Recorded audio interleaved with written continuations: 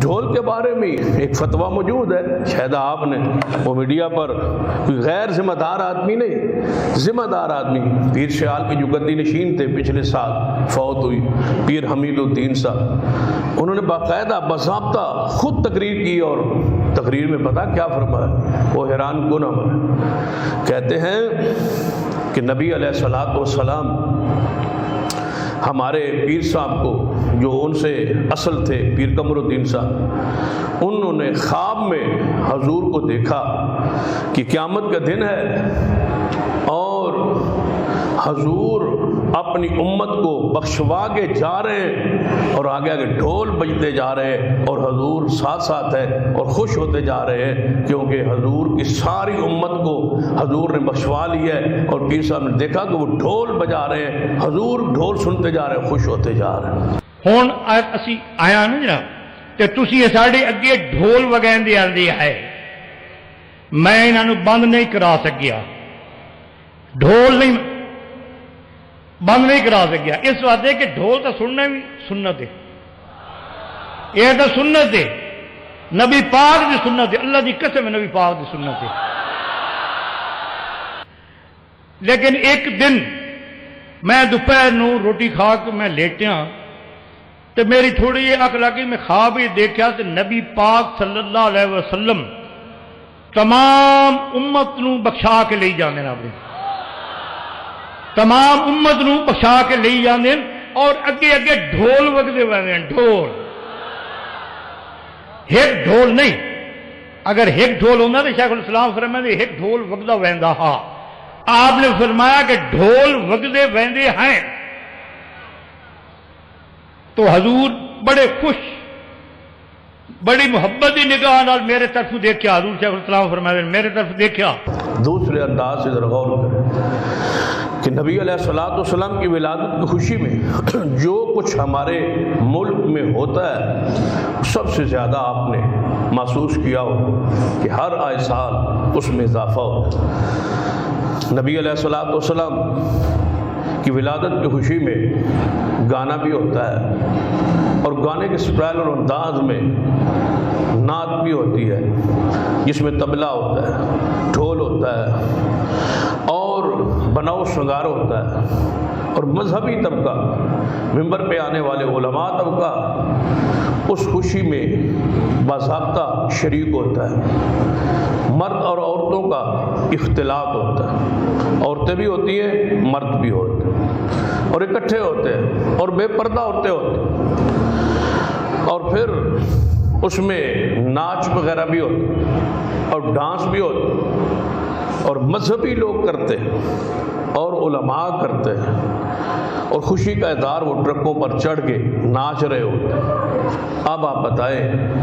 کہ یہی طبقہ جب ایک دن یہ سب کچھ کرے گا تو اگلے دن امت کو، لوگوں کو منع کیسے کرے؟ یہ کیسے کہہ سکتے ہیں کہ مرد عورتوں کو اختلاط نہیں ہونا چاہیے؟ جب حضور کی ولادت والے دن سب کچھ ہو رہا ہے تو اس کا مطلب ہے آپ تاثر یہ دے رہے ہیں کہ یہ سب کچھ جائز ہے، یہ سنت ہے، نعوذ باللہ، یہ دین ہے، یہ ثواب ہے، یہ اجر ہے۔ جب یہ اجر ہے، ثواب ہے، تو اگلے دن یہی کام شادی میں، خوشی میں یہ حرام کیوں ہے، منع کیوں؟ وہاں مذہبی طبقہ کیوں کہتا ہے کہ یہاں ڈھول نہیں ہو، طبلہ نہ ہو، سرنگی نہ ہو، مرد عورتوں کا اختلاط نہ ہو؟ یہ کیوں پھر کہا جاتا ہے جب آپ نے عید و جشن کے نام پہ یہ سب کچھ کر لیا، حضور کے نام پہ یہ سب کچھ ہو گیا، تو پھر اگلے دن شادی کی خوشی میں یہ کام سارے حرام کیوں؟ تو پھر مطلقاً جواز دے دیا جائے کہ مرد عورت اکٹھے رہ سکتے ہیں، پھر سکتے ہیں، چل سکتے ہیں، بیٹھ سکتے ہیں، کوئی منع نہیں، پردہ کچھ نہیں ہے، طبلہ سرنگی سنت ہے، ثواب ہے، نعوذ باللہ جاری۔ یا تو مطلقاً فتویٰ دے دیا جائے جس طرح، اور توقع ایسی ہو بھی سکتی کیونکہ گزشتہ سے وابستہ سال، یہ 2 سال قبل غالباً میں نے یہ بات کہی تھی ایک جلسے میں فیصل آباد کے علاقے، کہ اگر یہ عید ہے تو پھر عید کی تو نماز ہوتی ہے، آپ پھر نماز کیوں نہیں پڑھتے؟ تو نیچے ایک بزرگ بیٹھے تھے، انہوں نے کہا مشورہ کیوں دے رہے ہیں آپ؟ یعنی آپ ان کو مشورہ دے رہے ہیں کہیں شروع ہی نہ کر دیں. باضابطہ اس محلے میں جس میں تقریر ہوئی آئندہ سال 2 رکعت نماز پڑھی. انہوں نے کہا ہم صلاۃ و شکر پڑھ رہے ہیں کہ حضور آئے ہیں, شکر کرنا چاہیے, لہذا 2 رکعت نماز عید, جشن عید میلاد النبی, اور پھر نیت بھی ساری بنا لی کہ 2 رکعت نماز صلاۃ و شکر, حضور کی ولادت کی خوشی یہ ہو رہی ہے. تو جو اگر مشورہ دے دیا جائے تو ہو سکتا ہے اس مشورے کو مان کے وہ فتوی جاری کر. اس سے پچھلے سال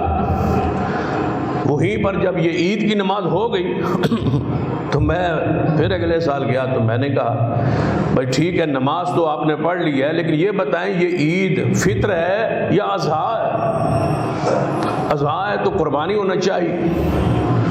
اگر فطر ہے, عید الفطر کے طور پر پڑی ہے, تو پھر اس کے بھی وضاحت کر دی جائے. تو اس سال انہوں نے بکرا بھی ذبح کر دیا. انہوں نے کہا عید الاضحیٰ بنا لے,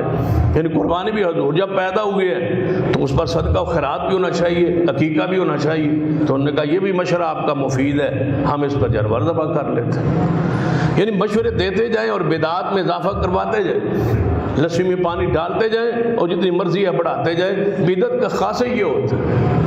جس میں جتنا پانی ڈالیں اتنی یہ بڑھتی جاتی ہے اور لوگ اتنے خوش ہوتے ہیں, لوگوں اتنی ٹھنڈک ہوتی ہے جتنا اس میں پانی مل جائے. بدعت لسی کی مانند ہوتی. یہ ضلالت گمراہی ایسی ہے جتنا اس میں پانی ڈالتے جائے وہ بڑھتا جائے. تو ڈھول کے بارے میں ایک فتویٰ موجود ہے, شاید آپ نے وہ میڈیا پر, کوئی غیر ذمہ دار آدمی نہیں, ذمہ دار آدمی, پیر شیال کے جو گدی نشین تھے پچھلے سال فوت ہوئی, پیر حمید الدین صاحب, انہوں نے باقاعدہ باضابطہ خود تقریر کی اور تقریر میں پتہ کیا فرمایا, وہ حیران کن عمل ہے. کہتے ہیں کہ نبی علیہ الصلوۃ والسلام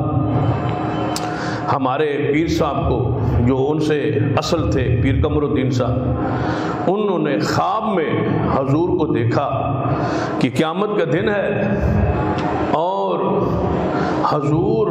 اپنی امت کو بخشوا کے جا رہے ہیں اور آگے آگے ڈھول بجتے جا رہے ہیں اور حضور ساتھ ساتھ ہے اور خوش ہوتے جا رہے ہیں کیونکہ حضور کی ساری امت کو حضور نے بخشوا لی ہے. اور پیر صاحب نے دیکھا کہ وہ ڈھول بجا رہے ہیں, حضور ڈھول سنتے جا رہے ہیں, خوش ہوتے جا رہے ہیں. ہن اسی آیا نا جناب تے تسی ساڈے اگے ڈھول وگائندے آندی ہے, میں انہاں نوں بند نہیں کرا سکیا, ڈھول نہیں بند نہیں کرا سکیا. اس واسطے کہ ڈھول تو سننا بھی سنت ہے, یہ تو سنت ہے, نبی پاک دی سنت ہے, اللہ دی قسم نبی پاک دی سنت ہے. لیکن ایک دن میں دوپہر نو روٹی کھا کے میں لیٹیا تو میری تھوڑی یہ اک لگی, میں خواب ہی دیکھا تو نبی پاک صلی اللہ علیہ وسلم تمام امت نو بخشا کے لے جانے نا, اپنی تمام امت نو بخشا کے لے جانے اور اگے اگے ڈھول وگدے ہوئے, ڈھول ایک ڈھول نہیں,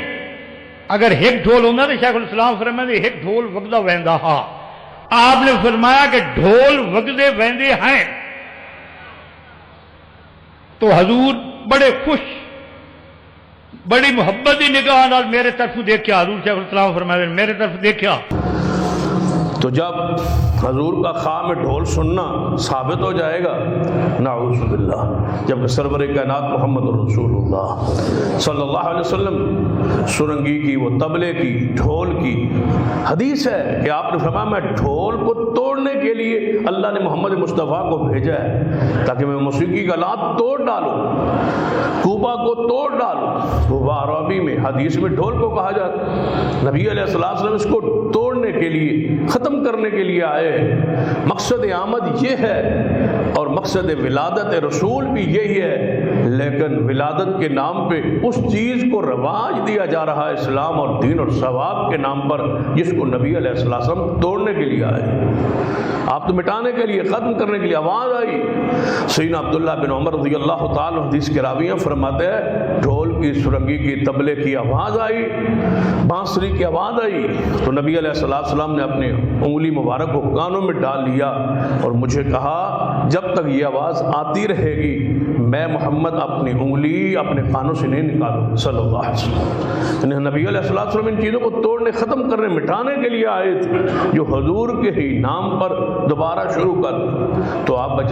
بتائیں اس کا کتنا نقصان ہوگا کہ نوجوانوں کو جب یہ بات پکڑیں گے گریبان علماء کے کہ جب تم نبی کے نام پہ یہ سب کچھ کر سکتے ہو، سیرت رسول کے نام پہ کر سکتے ہو، جشن کے نام پہ کر سکتے ہو، حضور کی خوشی کی آمد کے موقع پہ کر سکتے ہو، تو ہم اپنے گھروں میں ولادت یا سالگرہ یا بچوں کی شادی کے موقع پر یہ کیوں نہیں کر سکتے جو تم حضور کے نام پہ کرتے ہو؟ تو وقت آئے گا یہ ڈھول اور طبلے اور سرنگی دین کا حصہ بن جائے۔ پہلے قوالی کے نام پہ طبلے سرنگی پر وہ حضور کی نعت ہوتی ہے، اس کو قبول کیا جاتا ہے، تو پھر یہ چیز ساری قبول ہو جائے گی۔ نبی علیہ الصلوۃ والسلام کے نام پر ایسا ہوگا، سیرت پر ایسا ہوگا، اور وہ حدیث پوری ہوگی جس میں نبی علیہ الصلوۃ والسلام نے فرمایا قیامت سے پہلے میری امت ڈھول کو اور گانے کے آلات کو حلال کر لے گی، جائز کر لیں گے۔ اب جائز لازم بات ہے، دین کے نام پہ ہی ہو سکتا ہے، کسی اور کے نام پہ تو ہو ہی نہیں سکتا، حضور کے نام پہ ہی ہو سکتا ہے کہ حضور کا نام بیان ہو، سیرت رسول اور حضور کی خوشی کا تذکرہ ہو، اور ساڑھ میں ان ساری چیزوں کو حلال سمجھ لیا جائے جن کو حضور حرام کر کے گئے۔ وَيُحَرِّمُ عَلَيْهِمُ الْخَبَائِث، یہ کیسے ہو سکتا ہے؟ حضور نے فرمایا میری امت شراب پیے گی لیکن نام بدل دے گی، نام بدلے جائیں گے، شراب کو حلال سمجھ لیا جائے، نام بدل جائیں گے۔ ریشم میری امت پہنے گی جو رسول اللہ نے حرام کیا، گانے میری امت سنے گی جو حضور نے فرمایا، نام بدل جائیں گے، انداز بدل جائے۔ اب یہ انداز بدلا جا رہا ہے، نام بدلا جا رہا ہے، حیت کیفیت بدلی جا رہی ہے، نسبت تبدیل کی جا رہی ہے، اور وہی کام کیے جا رہے ہیں جو محمد مصطفیٰ صلی اللہ علیہ وسلم ختم کرنے کے لیے تشریف لائے۔